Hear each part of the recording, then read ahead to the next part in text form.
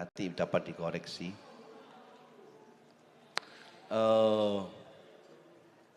Orang yang mengikuti atau disebut dengan member Shopee, katakanlah misalnya ini pihak Shopee, A ini pihak Shopee. Shopee ini ibaratnya dia punya lapak-lapak, menyiapkan lapak-lapak secara virtual ya. Secara virtual, di mana lapak-lapak itu dapat diisi oleh siapapun yang akan menjual barangnya melalui e-commerce ya, melalui Shopee yang disediakan tadi. Untuk dapat mengisi lapak-lapak itu, ya tentu Shopee juga orientasi bisnis kan. Untuk mengisi lapak-lapak itu, maka Shopee mengenakan biaya admin. Biaya admin. Nah, lalu masing-masing orang yang mengisi lapak tadi, biaya adminnya akan berbeda sesuai dengan kelasnya. Kelas yang VIP tentu adminnya lebih tinggi. Kenapa? Karena ada beberapa kemudahan-kemudahan yang akan didapatkan oleh pemilik lapak tadi. Disebut dengan VIP. Misalnya kalau anggota biasa itu 10.000, kalau anggota VIP 30.000 misalnya. Jadi misal saya akan menjual barang, saya ikut member VIP, maka saya membayar 30.000 misalnya. Barang saya ini saya jual dengan harga dari saya sebetulnya, saya sendiri, saya jualnya 10.000. Tapi nanti tampil di Shopee bukan 10.000, begitu nggih.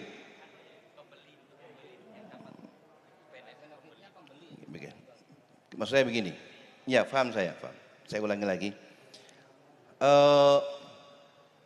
Saya punya buku masail ya. Gitu. Saya punya dagangan A, saya jual dengan harga, saya cantumkan setiap harga yang dijual di Shopee itu sebetulnya ada yang dipotong untuk Shopee, kan begitu kan ya? Diambil oleh Shopee.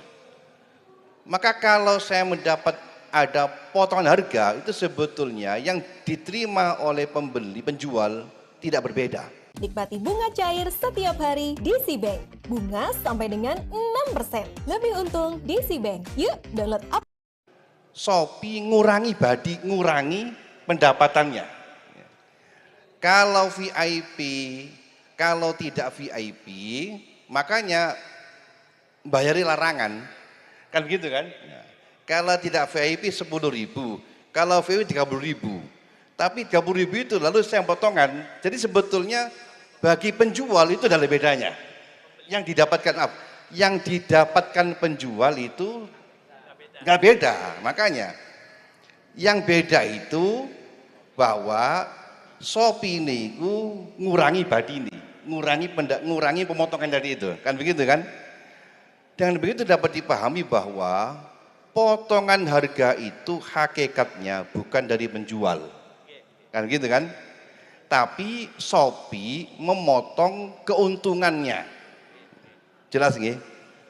Gitu kan? Nah, baik gitu.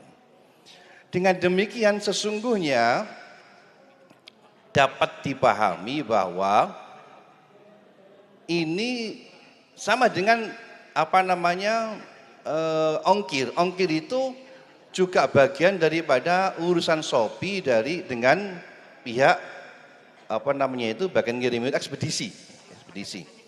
Tentu Shopee ngitung, Shopee kan bukan kerja bakti, dia kan juga butuh keuntungan, caranya bagaimana. Jadi dikurangi, jadi adapun penjual itu sama sekali dia tidak mengolah apapun. Nah, oleh karena itu berarti di sini urusannya pemilik lapak dengan Shopee titik. Shopee adapun dengan ekspedisi itu urusan ekspedisi dengan Shopee, bukan dengan pemilik lapak. Artinya ongkir, gratis ongkir, kemudian pemotong harga itu bukan dari pemilik lapak, tapi dari Shopee. Jelas ngoten nggih? Hanya saja Shopee pemilik lapak kalau buka lapak di sini ya bayar ngaku sing ngatur. Ngoten nggih? Ya. Tentu bayarannya kalau gratis ongkir sama ada potong harga lebih tinggi, kenapa? Nanti dikurangi. Jadi akal-akalan Shopee sebenarnya kan? Akal-akalan Shopee ya. Jadi bukan pemilik lapak sama sekali, kan begitu? Kan begitu kan? Baik.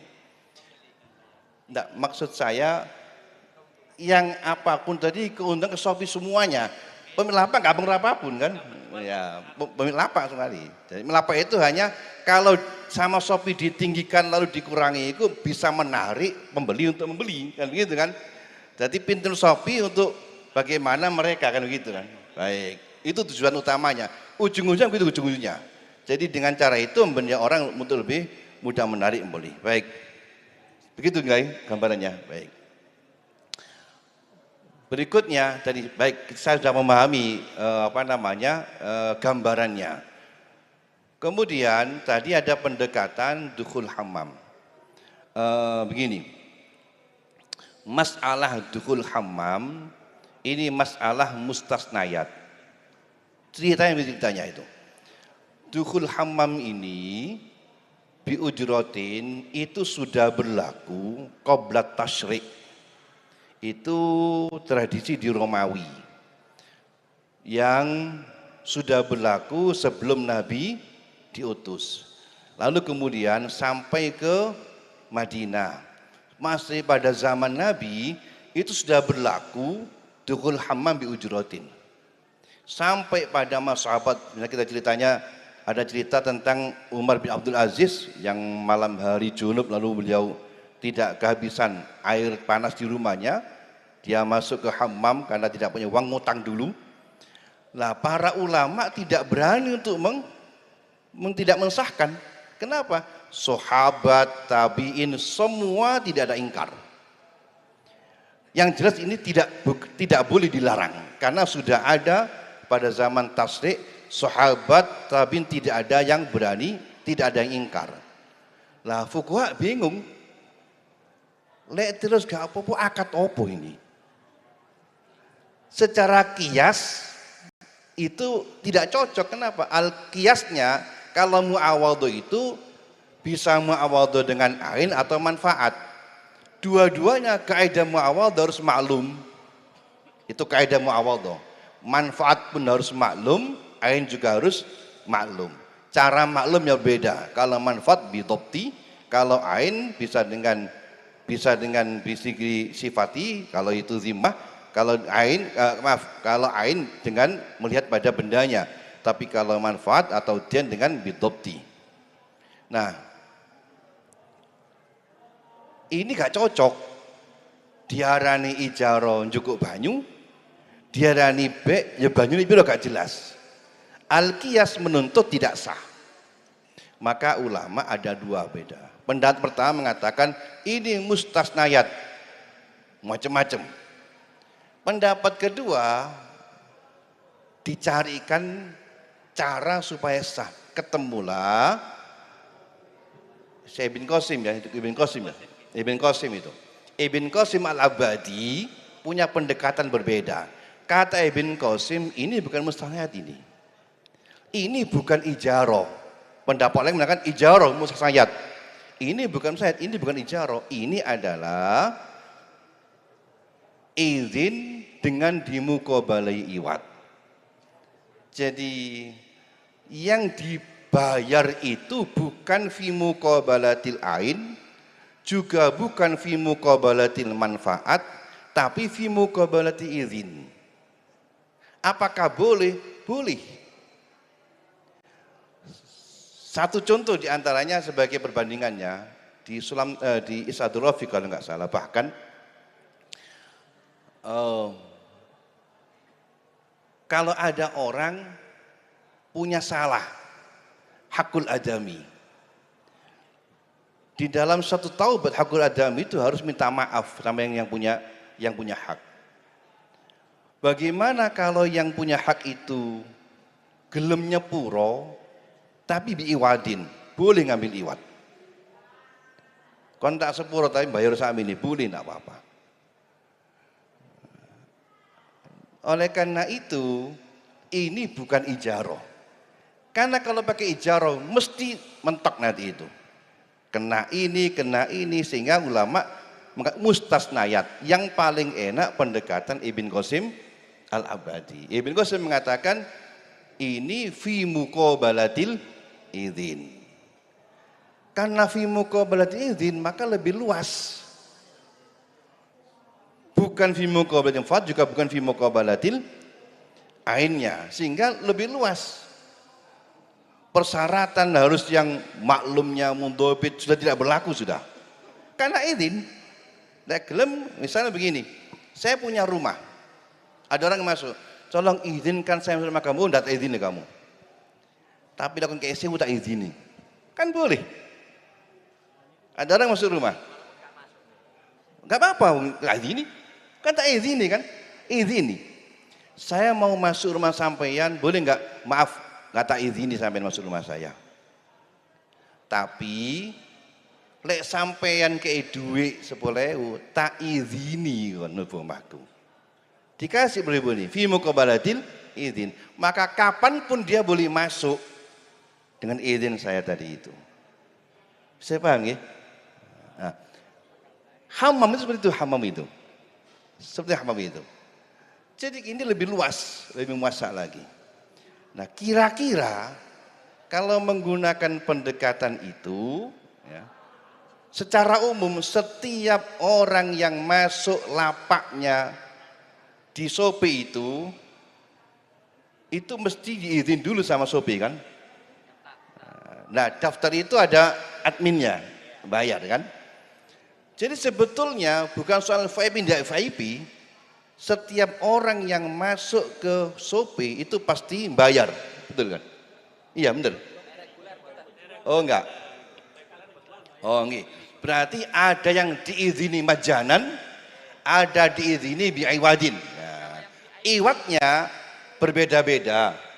Kalau iwatnya itu tinggi, maka sampai tak adil bu mangkul yang bayar saya bu, yang kok tak kai kipas angin, ya kan begitu kan? Nah, hanya beda soal apa yang akan diterima oleh ma'udhun tadi itu. Kan begitulah kira-kira. Nah, oleh karena itu saya kira secara umum skemanya nih, skemanya dapat disusun dengan pola muqabalah iwat fi muqabalatil idzin bisa. Tetapi perlu dipahami, Syekh bin Qasim Abadi kan ada akad kan, harus ada akad. Akad itu dibangun atas muwafaqatu bainal aqidain, kesepahaman. Jadi bolehlah kita menyusun skema tadi kesepahaman boleh. Tetapi skema apapun kalau sudah mencakup akad, kuncinya harus dibangun atas muwafaqah bainal aqidain. Nah, muwafaqah di sini harus kesepahaman bahwa pihak yang membayar tahu ini fi muqabalatil idzin dan pihak yang menerima juga menjual izin. Maka Ibn Qasim Abadi mengatakan wasuratul akdi. Wasuratul akdi. Jadi menurut saya pilihannya bolehlah kita menggunakan skema itu. Tetapi skema itu perlu juga ditambahkan harus didasarkan atas kesepahaman dua pihak bahwa pembayaran itu fi muqabalatil idzin. Kalau begitu dapat diterima. Kira-kira. Jelas ya? Jelas. Sampun.